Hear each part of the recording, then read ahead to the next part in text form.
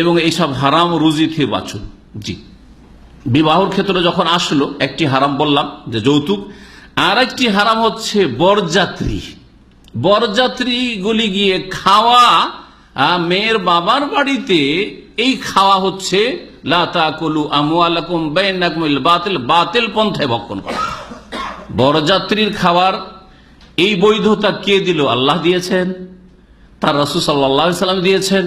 হ্যাঁ, না আপনার বাড়ি হঠাৎ করে যদি এই লোকগুলি হঠাৎ করে আপনার বাড়িতে উঠে, বেশি নাই, হ্যাঁ, এই লোকটি যদি উঠে, তারপরে মাশাআল্লাহ যারা দিন শিখতে এসছে হঠাৎ করে বলছে আপনার বাড়ি খাবো, দিয়ে আপনার পিছনে পিছনে এক্ষুনি যদি চলে যায়, আপনি লজ্জায় পড়ে গেলেন, পেরেশান হয়ে গেলেন, পারি আর না পারি ধার খরচ করে আমাকে খাওয়াইতে হবে। হালাল না হারাম? বলেন হারাম। তাহলে এটা যদি হারাম হয়, হারাম, অবশ্যই হারাম। তাহলে যেখানে রাজি নেই, সন্তুষ্ট হয়ে খাওয়াচ্ছে, সন্তুষ্ট খাওয়ালে দাওয়াত দেবে, বলে আগামী সপ্তাহে আপনাদেরকে আমি খাওয়াবো, এখানে খাওয়াবো না বাড়িতে খাওয়াবো বলে দেবে, তাহলে ঠিক আছে, তখন হালাল। আর গিয়ে তার বাড়িতে ধর্ণা দিবেন যে তোর বাড়ি খাবো তো যাবো, হ্যাঁ, তো এটা হারাম।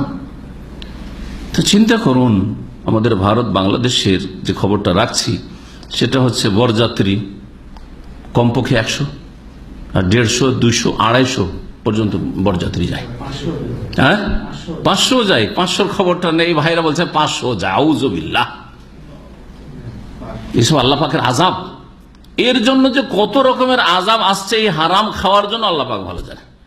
গোটা সমাজের লোক, গোটা গ্রামের লোক, আর এই যে বিয়ে বাড়ি ছেলে পক্ষ, তার যত বংশধর আত্মীয় স্বজন আছে, কুটুম, সকল এই হারাম খাচ্ছে। মানে প্রত্যেক বাড়ি থেকে একটা করে কমপক্ষে বরযাত্রী যেতে হবে। তাহলে সকলে হারাম খাচ্ছে না? খাচ্ছে না, সব হারাম খাচ্ছে।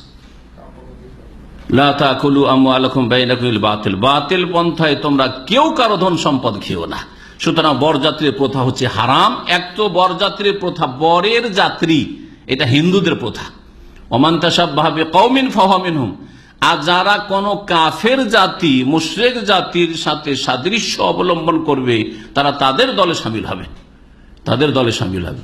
2 নম্বর কথা, এই রুজির বৈধতা নেই, রুজি হারাম, এই খাওয়া হারাম। জি, যদি বলে যে আমরা একটু বিয়ের অনুষ্ঠান দেখতে চাই, তাহলে কিছু কিছু এলাকা আলহামদুলিল্লাহ সংশোধন হয়েছে, ওরা বলছে যে ঠিক আছে, গ্রামবাসী তোমরা বিয়ের অনুষ্ঠান না দেখতে যাবে, তো এক কাজ করো, আমার বাড়ি থেকে খাওয়াই দেওয়া পাঠাচ্ছি, আর খেয়ে দিয়ে যাও, আর বিয়েটা পড়া হবে তাড়াতাড়ি, হ্যাঁ, ওখান থেকে ব্যাক করো, ফিরে আসো।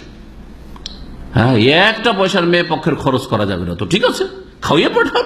ছেলে পক্ষ আপনি পাঠাবেন, খাওয়িয়ে পাঠান। আর না হলে এইরকম এত লোক পাঠাতে হবে, বা 10-20টাই পাঠাতে হবে ছেলের সাথে বিয়ের জন্য, এটা ইসলামের নেই। আসলে বরযাত্রী আসলে 10টারও নেই, তবে 2-4-10 জন যদি হয় তো খুশিতে খাইয়ে দেবে, সেই জন্য তখন জায়েজ হয়তো হইতে পারে। কিন্তু যদি বলেন যে এইরকম 10 জন বরযাত্রী গেলে এটা সুন্নত, না, সুন্নত নয়।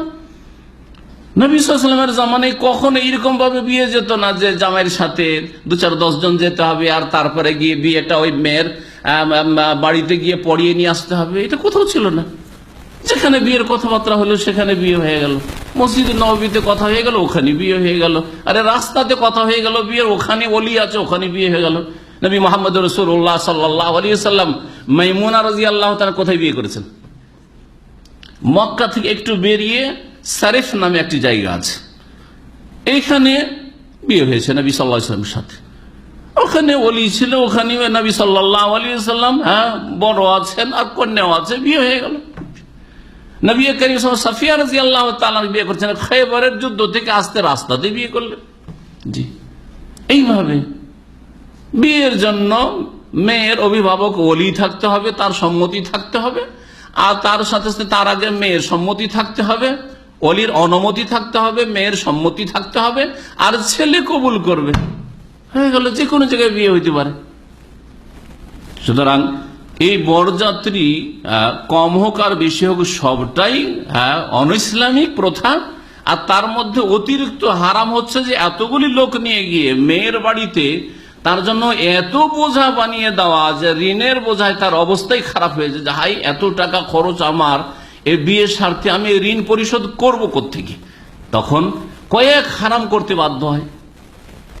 চোর হলে, চোর স্বভাবের হলে চুরি করে, বেঈমান স্বভাব হলে বেঈমানি আত্মসাৎ করে, আর হাত ভারী হইলে মানুষের টাকা পয়সা নিয়ে হাত ভারী টাকা পয়সা মানুষের দেয় না, ধার খরচ করে।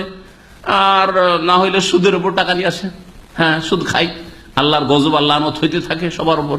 অনেক সময় মেয়ে পক্ষের বেশি খরচ হয়ে যাওয়ার কারণে মেয়ের বাবা মাকে দেখে যে তারা খুব টেনশনে ভুগছে, তখন মেয়েও সেই দুঃখে দুঃখিত হয়ে যায়, আর যার ফলে সে স্বামীর ঘরে শান্তি পায় না।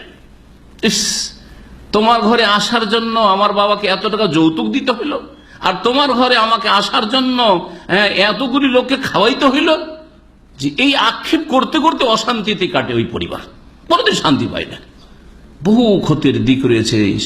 এগুলি যদি এই অবুঝ মুসলিমরা বুঝতো, ভারত, বাংলাদেশ, পাকিস্তানের, তাহলে এইসব হারাম প্রথা আর হিন্দুদের প্রথায় যেত না। আল্লাহ পাক যেন হেদায়েত দান করেন যারা এইসব কাজ করে, এবং মুসলিমদেরকে সংশোধন করার তৌফিক দান করেন। বাতিল পন্থায় ভক্ষণ